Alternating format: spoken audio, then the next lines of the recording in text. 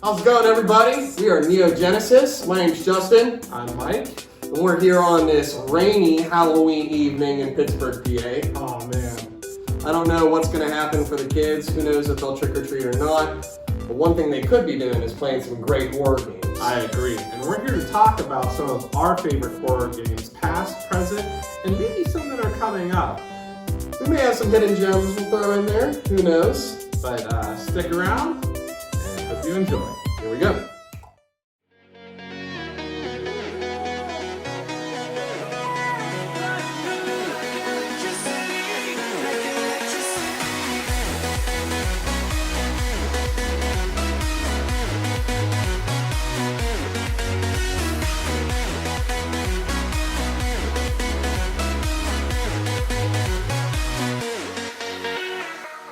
All right, Mike, so creepy video games. So, as a kid, where did it all begin for you? Well, that's a great question, I mean, I grew up with the Castlevania franchise, and nothing really, creeped me out. I mean, I guess I would have to say, the classics, survival horror games, Resident Evil, a couple jump scares here and there with the dogs jump through the window, when you're down the hallway. But for me, it wasn't games that necessarily creep me out, but when I think of a horror game, I think of the true, surreal experience. Right.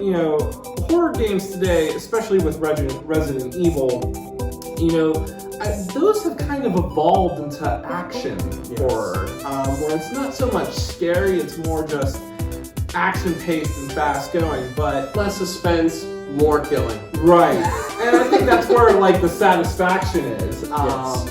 Who doesn't love blowing the heads off of a zombie or dismembering? Can't say I don't. But if you're talking about truly horrific experience, I'll tell you what, I do have one right here.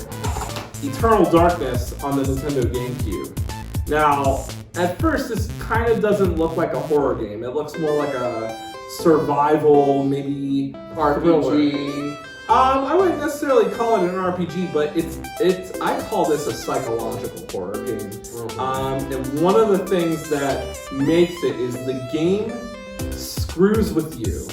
I was 12 years old playing this game, and I remember one time I'm just doing the things, trying to solve the puzzles as the main character, and the screen goes completely blank. Blue screen of death appears. It says memory failure, GameCube corrupt, all your memory's gone, and you're like, no, what happened? You're 20 hours in. Right. And, that was this game I say really scares you because it plays with you psychologically. Especially if you don't know what to expect. Right. Going into it dark could cause some problems for you. Right. I mean, some people will prematurely turn off the GameCube but they don't know that the GameCube is actually running and it's fine. It's just meant to play on your sanity, which is why they call it the Sanity's Requiem. But this I consider a really good scary horror game because this made me question: is my GameCube really working? Is it broken? What about you? What was some of what was the spooky games that really whoa scared you? All right, so I'm going to take you way back. And for me, this is a little bit of a hidden gem. It definitely creeped me out as a kid, and me and my dad played it. Of course, it was on the Sega Genesis, and that game was Chacon the Forever Man. Oh my goodness. So Chacon the Forever Man was a game. It was sort of like a platformer, but you did have some type of world select screen. Basically, the idea is you go through all these different levels, you're trying to complete them, and in all honesty, looking at this nostalgically, I didn't really entirely understand what was going on, but what I did understand was I was terrified, the music was creepy. Yeah, they did have that somewhat creepy chiptune type feel. Yes.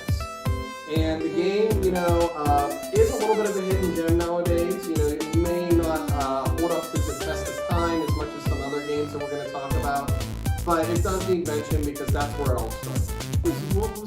What was memorable about that really creeped you out? I remember that the effects that they had, where it was the smoke, and it almost looked like you were playing through some type of afterlife, or you were in some sort of purgatory. The realm this person was in was creepy.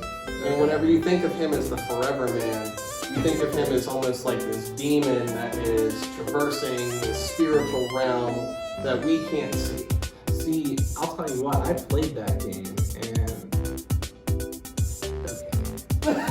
I never beat it. It's one of those games where it was a little bit challenging. It doesn't tell you quite where to go, what to expect. But you remember it. I do. I just remember the world select screen, but there was no direction on where to go. Right. The jumping controls were a little bit iffy. Yes. But I could see where that, definitely creeped you out.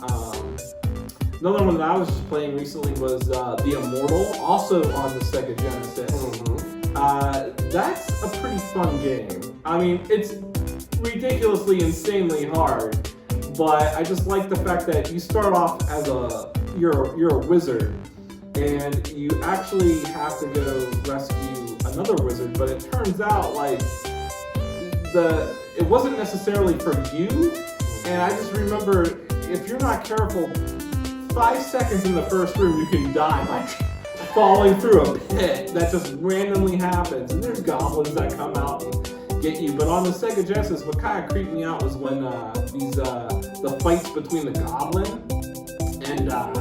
and you're this old Gandalf looking wizard, and these goblins are just really like bashing on you. But when you do it, you make them blow up, and it's the most glorious thing on a 16-bit. Kind of like a Splatterhouse. Yeah.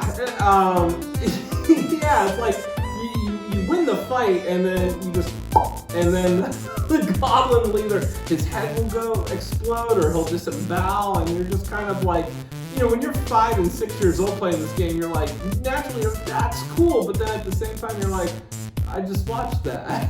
So I can see like, that was kind of a memory for me. But speaking of hidden gems, another good, if you're familiar with like movies like The Grudge, some of this Japanese horror games, well, Kuon on the PlayStation 2 kind of fits this.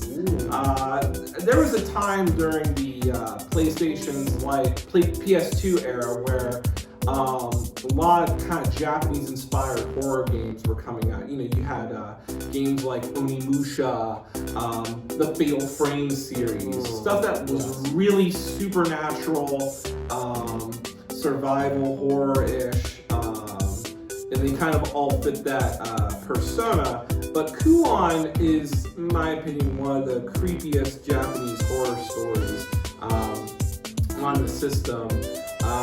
Made by the people that made Dark Souls and Bloodborne. It kind of plays somewhat like Resident Evil. You're a woman. You have to. It's got fixed camera angles. You explore a haunted shrine, but it's really just the fact that you're kind of not equipped. It's like, imagine playing Resident Evil without guns. Or knives, and you understand that there's demons, there's ghosts, there's monsters, and you never know what's going to come around the corner, and you never know like what horror is going to await you. But this definitely plays heavily on that Japanese horror theme. Everything from demon possession, creepy monsters, great hidden gem, great horror game. I highly recommend this if you have this on PlayStation 2. And just the atmosphere of the game alone can creep you out. So I saved my favorite one for last. Even really calling this a full game is a little bit of a stretch. But the fear that has come from this definitely makes it the top of my list. And that would definitely be PT. PT, you are lucky to have that. Yes. So I was one of the lucky ones to download that demo. And it still sits on my PS4 hard drive. It will never leave. And basically the game is, I'm thinking of how you describe the room. You kind of go down sort of the same hallway. But it keeps repeating. Yes. but there's multiple endings to that, or there's multiple clues to Yes. that. And it continues to morph and evolve as time goes on, and you start to realize the story and what's going on. And it's more horrific than I could have ever imagined. You know, that mother still haunts me to this day. I remember watching YouTube videos about that, and I just remember when you get to like the main foyer on like the second or third pass through the game, there's like a coffin hanging from the ceilings where a chandelier would be, and it's just moving. And I always watched other people play that game, play the demo, and it makes me, you know, I didn't have a PlayStation at that time to download it, so I'm really glad that you have it. But I agree with you, that's creepy. But that is now turning into Death Stranding, which I'm a little bit eager to play when it comes out. Well, alright, that was some of our favorite horror games that we wanted to share with you, some of our memories, some of our current games in the collection, and what we like. Why don't you leave us a like in the comment? Tell us what some of your favorite horror games are. What was a game that really scared you? Did you have a jump scare? Or, you know, is there a game that you only particularly play in the month of October around Halloween? We're very curious. Yeah, we want to know. So please leave a like, comment, subscribe. What are your favorite horror games? Let us know.